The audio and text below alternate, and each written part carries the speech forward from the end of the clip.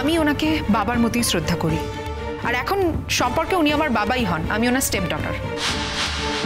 তাই আমার কথাও আপনাদের মান্যতা দিতে হবে বই কি। শুনুন, থানায় ওনাকে যেতেই হবে,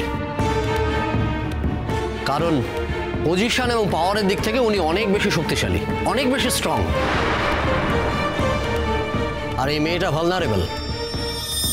ওনাকে একা পেয়ে উনি যে কদর্য কাজ করেছেন সেটা মেয়েটা আমাদেরকে ডিটেলে বলেছে,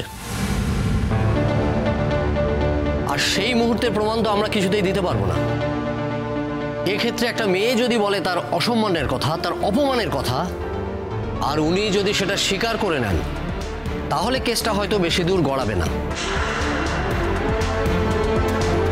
বাট উনি যদি স্বীকার না করেন তাহলে কিন্তু অনেক বেশি জলঘোলা হবে। আর এই ব্যাপারে আপনি মেয়ে হন আর যেই হন না কেন, যিনি কমপ্লেনেন্ট, আমরা তার আবেদনটাকেই কনসিডার করব। আমরা সব দিক ভেবেই এখানে এসেছি। শেষ পর্যন্ত এটাও আমাদের দেখতে হলো মা। পাপ কাউকে ছাড়ে না, পাপ নিজের বাপকেও ছাড়ে না। ক্ষমতা, প্রতিপত্তি কোনো কিছুই পাপের ওপর না। ক্ষমতা, প্রতিপত্তি কিচ্ছু করতে পারবে না, কিচ্ছু না। পাপ করলে তার ফল পেতেই হবে। শুনুন, আপনারা কি শুধু ওর সাথে কথা বলবেন? কিন্তু আমিও এ বাড়িতে থাকি, আর স্বাতন্ত্র্যকে আমিও ভালো করে চিনি। ওর দ্বারা এমন কোনো কাজ করা সম্ভবই না। কি বৌমা, তুমি চুপ করে আছো কেন?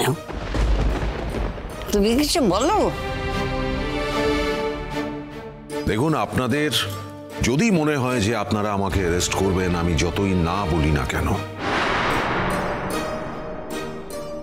যতই আমি অস্বীকার করি না কেন, আপনারা আমাকে অ্যারেস্ট করবেন।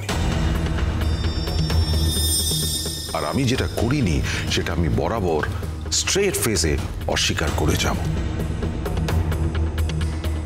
তা সত্ত্বেও আপনাদের যদি মনে হয় কমপ্লেনেন্ট যেটা বলছে সেটাই ধ্রুব সত্য, তাহলে আমার কিছু বলার নেই।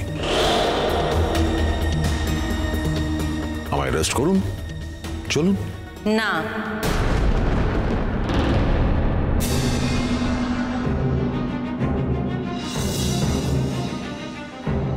কাল খুব আশ্চর্য হয়েছিলাম।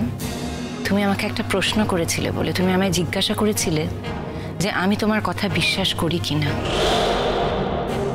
আর আমি তোমাকে বলেছিলাম যে সেই প্রশ্নের উত্তর আমি তখনই দেব না, এক রাত সময় চেয়ে নিয়েছিলাম তোমার কাছ থেকে। বলেছিলাম পরের দিন আমি তোমার সমস্ত সংশয় দূর করব। কেন এক রাত সময় চেয়ে নিয়েছিলাম জানো? এটা ভেবে যে আমাদের সম্পর্কটা কোন জায়গায় দাঁড়িয়ে আছে, যে তুমি আমাকে প্রশ্ন করছো যে আমি তোমাকে বিশ্বাস করি কিনা।